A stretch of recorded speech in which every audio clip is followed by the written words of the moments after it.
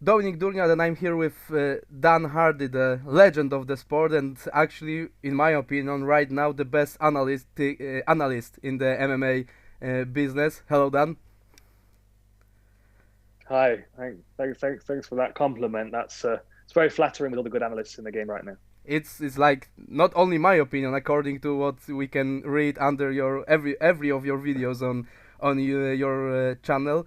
So, Dan, you know that there is a Jan Błachowicz fight around the corner somewhere when I'm reaching you, because this is some kind of tradition already. Absolutely, it is. Yeah, I like a good tradition.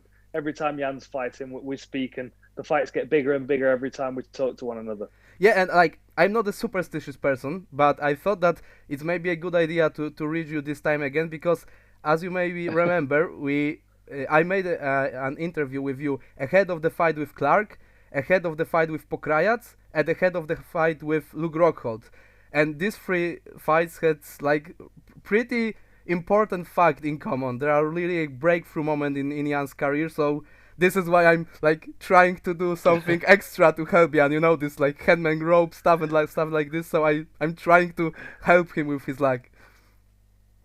Well, we need to make sure we let him know if he wins this weekend because I think we might be his good luck charm. Yeah, and in this case, I think that we should get some money. Okay, so my first question is: we talked about this a lot of times that Jan is not showing in the cage what he is capable of. You said to me that you don't know why this is happening because you think that he is a top 5 UFC fighter, and I agreed with you back then. But have you ever thought that he can be a UFC champion? Because I think that this is something he did like it's more than we expected. I think both of us. Yeah, I think so. I mean, obviously, his performance against Dominic Reyes was very impressive, and he's grown into a champion quite clearly. Obviously, John Jones would still be very difficult for him to beat, as I think Israel Adesanya would be for him to beat. But I do think that they're both winnable fights for him. Going back to the Alexander Gustafsson fight, that was one of his best performances, in my opinion. And I think part of the reason is because he didn't really feel like he had anything to lose. Like he fought far more relaxed and far more confident. And when he's in fights where he's maybe a little bit anxious, of his opponent, he does tend to be a bit tentative, like the Thiago Silva one. For 10 minutes he was very very patient in that fight, and then the start of the third round he couldn't hold it together anymore, and he ran onto a punch. I'm thinking and I'm hoping that now he's a champion. Now he's seen the belt around his waist, he'll start to feel like a champion and believe what he's really capable of. Because he's a very very good fighter. He's very well rounded. He's skilled in all ranges. Physically, he's very well conditioned as well, and he's a good size and weight for this weight class. It's just about putting the performances together. And Adesanya is a really tough first title defense for him. But as we saw in the Luke Rockhold fight, there's lots of different ways for you to beat somebody, and closing that range down and taking Adesanya's reach and speed away would probably be the first choice. And that's a really good point that you said something about this fight with Thiago, because I think that one of the most important things in this fight will be the fact that Jan has to be a tilt-proof guy, because we know Adesanya, we know that he will make a lot of feints, he will like probably talk to him, he will try to take him out of his comfort zone in the cage, and I think that the moment when Jan will start to rush at him, when he will start to get when he will get angry inside the cage, that might be the beginning of the end. Yeah, I agree. I mean, I think that's what we saw with Rob Whittaker when he faced Adesanya. A lot of people, when they're up against someone that uses such good head movement, they have a tendency to try and hit them in the head every time. And one of the best things that Jan does is throw his body kicks, and I think that could be a real benefit for him in this fight, because if Adesanya does start to slip his punches and get out of the way, the more Jan tries to throw to the head, the more he's going to miss. I think staying calm and having sticking to his good Muay Thai combinations instead of just trying to knock him out with a punch is a big part of his victory. I think low kicks and ball kicks could be a real good thing for Jan to employ. And I think that a variety of targets on the body as well, instead of just trying to catch his chin, would all be beneficial for him. And what do you think is another thing that Jan cannot do absolutely cannot do in the cage? Well, the main thing I mentioned in my episode of the War Room on this fight is the reactions to feints. In a couple of Jan's fights, we see his rear hand kind of reaches for his opponent. He tends to push his hand towards the opponent, move his head away, and doing those things is okay at certain times in the fight. But if you do it so regularly, an opponent like Adesanya will be able to see those holes in your guard and start to set you up to catch you with punches. So Jan's got to be very careful he's not reacting to everything that Adesanya does, which is a huge challenge. Everybody does. Adesanya's in front of you and he's moving like a snake, and then he feints and you react or you reach out. Then he recognizes that opportunity and he makes you do it again and then punches you in that gap in the guard. The biggest test for Jan is to not be reactionary, to just be confident in his guard, tucked up nice and tight, and work his way into range as quickly as he can. Being on the outside and trying to reach to catch punches is only going to give Adesanya ways around his guard. And on the other hand, what is the thing that Adesanya should absolutely avoid? Well, I mean, the one thing that Adesanya really shouldn't do is try and prove a point and come out and shoot and try and take Jan down and grapple with him, because Jan physically and technically is better than Adesanya when it hits the ground. I think Adesanya's takedown defense is very good, but if Jan does get him to the ground, especially if it's early, his ability to work arm triangles and take the back, work rear naked chokes could be a real problem for Adesanya. So avoiding grappling altogether is the obvious one.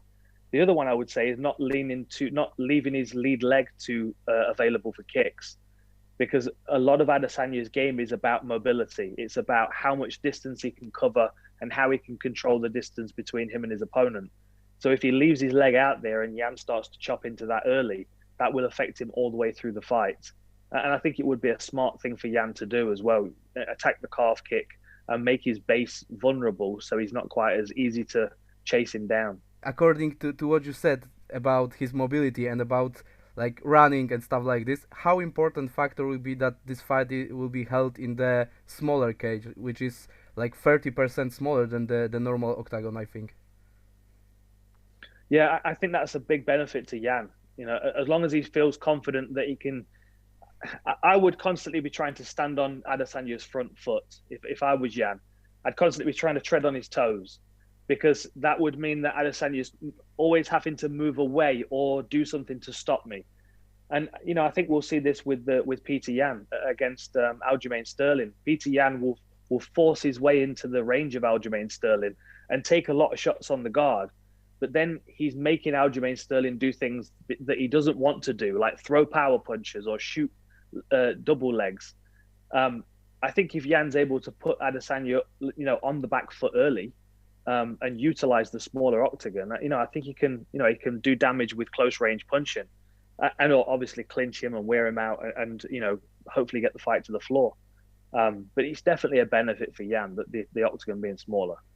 So should we be concerned about the fact that it might be a fight like Romero versus Adesanya, because we have a power puncher from the one side, and we remember that in the fight with Romero, Adesanya took a big shot in the first round, so he decided that the rest of the fight he will just poke him. He will get the as much as he will do as much as he has to do to win this fight, but he will not put himself in danger anymore.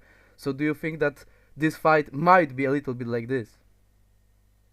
It could absolutely be like that, but if the fight does play out like this, then it works in Jan's favor, because this is Adesanya as the challenger, not the champion. Adesanya is stepping up a weight class and he's got to go and take the belt from the champion, and that's going to be his mentality. So Adesanya will feel that he can't kind of hang back and work towards a decision, because he's not the champion and he's here to prove a point. And the other thing as well is, he's the one taking the big risk by stepping up a weight class. Even if he gets knocked out in the first round, he's still the middleweight champion. So, he may not be quite as defensive in this fight, even if he does get caught with a big shot. But there is definitely that possibility. I don't think Jan could have that kind of fight, though. I think he would want to prove a point. So I don't expect it to be a slow pace one. Okay, and do you agree with this statement? Because like some fans say that Adesanya is now challenging the title in the light heavyweight because he thinks that this might be a easy win for him. Like for example, Conor versus Eddie Alvarez, like GSP who decided to fight with Bisping because on the paper is probably the one of the easiest champions to beat right now. So he decided to go to the light heavyweight right now just because of it. No, and he like maybe doesn't feel that Jan is a big challenge for him.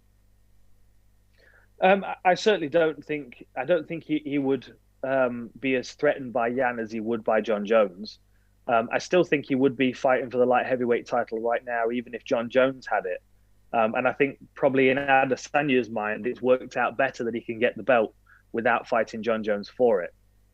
So yeah, I would say that's a fair statement. I mean, Jan compared to John Jones is probably an easier fight for him if Jan fights the way that he normally does. But then Jan as a champion, I'm expecting him to be more confident and to be getting better every day. So there might be some surprises for Adesanya, but I still think he'd be at light heavyweight regardless of who was a champion. He wants the belt. Okay, so a lot of Polish fighters and a lot of like Polish people in general say that this Jan story is really motivating and it's like almost a fairy tale. It's incredible that he was like one email from being cut from UFC, he became a champion and now he's like a superstar and he's the first Polish fighter to ever be in the main event of the pay-per-view UFC event. He's the first one to fight in the champion versus champion fight, so it's regardless of the result, is already something that we can consider as the biggest fight in the combat history of Poland, not just the MMA history. So, do you feel the same that this is something incredible? The only guy who comes to my mind when I think about Jan is also Michael Bisping because he was the runner-up for like since day one when I started to be interested in MMA. He was in the top. And I thought that he will never reach the championship belt. And one day, everything, like the stars told him to go in to take this fight on 3 weeks' notice, and he became the UFC champion. So can we speak about Jan's career in the same way that we thought about Michael's? Yeah, I think so. I think Jan's he's had a very interesting career. Even before he signed with the UFC and then stepping over into the organization and having that fantastic body kick win against Ilia Latifi. It's the thing is, when it comes to champions, you've either got one or the other kind of champion. You've got a John Jones or a Khabib or a Ronda who gets all the way to the top seemingly unchallenged, or you get someone that really earns their path and their journey and their belt. And there's always you can always invest more in those fighters, like Michael Bisping. We see him try and fail, and we feel sad for him, and we watch him, break his heart, and we go on that journey with him. And they're easier to relate to those people because everybody has failures in life. There are so few people that can relate to John Jones or Khabib because they just win everything, and it make it look very, very easy. I think there's a lot to be said for a champion that has earned his place and has not necessarily had it the easiest way.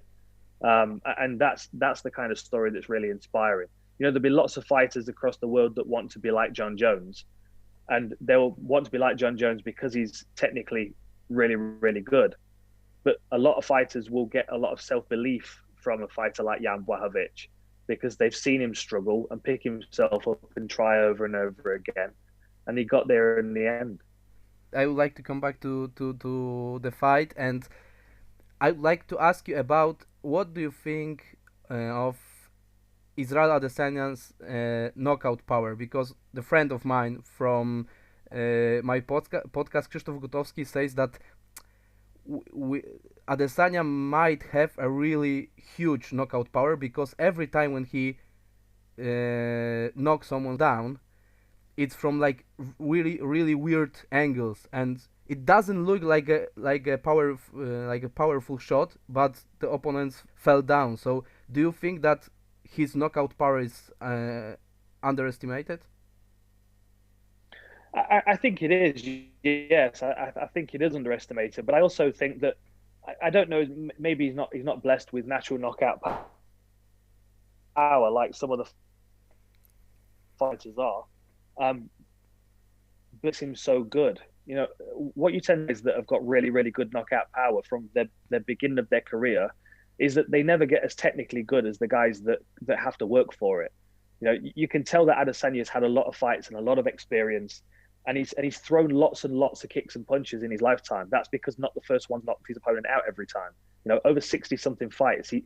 I'm not sure what his knockout percentage is, but he's had a lot of fights go the distance. And the benefit in that is that that's what makes him so good. Like Anderson Silva was not a knockout puncher. He had great timing. He had an understanding of how to use the techniques and when to throw them. And you know, timing is everything. Like we're talking about 200-pound human beings. Like one 200-pound human being could knock out another 200-pound human being. It doesn't matter how good their technique is. If they get a clean shot on the chin, like physics, he has the power to knock anybody out. The best thing about Adesanya is that he has the timing to do it, and I think that's what's more proven in this than anything. I mean, he might hit heavier at light heavyweight, but still his technique is what delivers the knockout punches. And oftentimes he has it timed so his opponent's moving towards the punch at the same time, which obviously just makes it all the more heavier. Okay, so all sympathy aside, what do you think about this fight? I think the most likely result is that Adesanya is able to outpoint Yan. I think Yan's durable enough to be able to to not get hurt too badly. But I think Adesanya, if Yan doesn't enforce his game plan, Adesanya will keep him at a distance and pick him off with long range strikes, and it could be a very frustrating night for Yan.